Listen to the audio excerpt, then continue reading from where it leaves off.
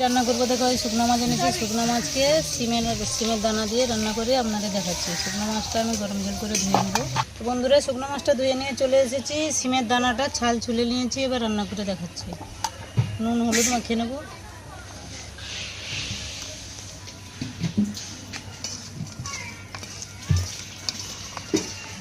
কড়া গরম হয়ে গেছে, কড়ার মধ্যে তেল দিয়ে দেবো। শুকনো মাছটা ভেজে নেবো।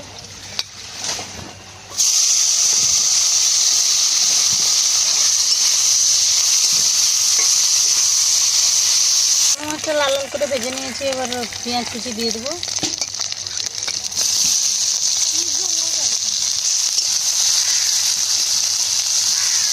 সিমের দানা দিয়ে দেবো।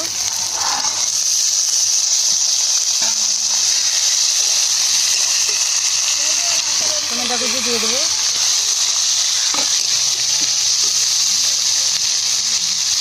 পরিমাণ মতন হলুদ দিয়ে দেবো। স্বাদ মতো লবণ দিয়ে দেবো।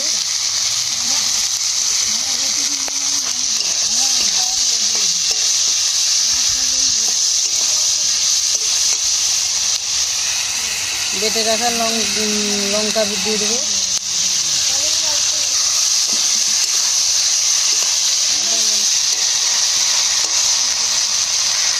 দিয়ে একটু কষে নেবো।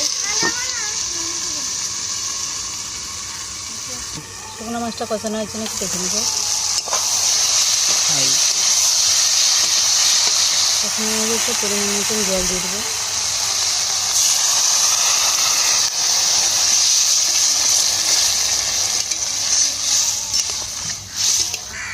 ঢাকা দিয়ে একটু ফুটিয়ে নেবো। বন্ধুরা, শুকনো মাছটা হয়েছে নাকি দেখে নেবো। হয়ে গেছে, এবার ঢেলে নেবো।